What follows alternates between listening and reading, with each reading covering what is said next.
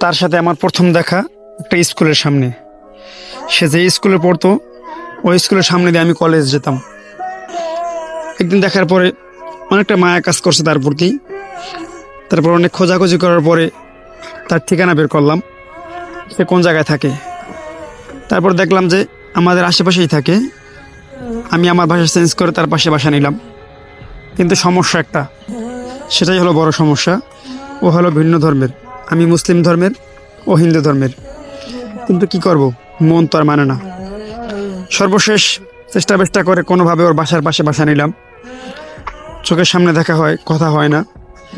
তারপর আস্তে আস্তে কেমন জানি ও আমার প্রতি একটু ঝুঁকে যায়। আমরা একসাথে ব্যাডমিন্টন খেলি, কথা বলি। হঠাৎ করে একদিন একটা ফেসবুক আইডি খুলছি। খোলার পরে তাকে নক দিলাম, তোমাকে আমার খুব ভালো লাগে। সে আমাকে বলল এটা কোনোভাবেই সম্ভব না,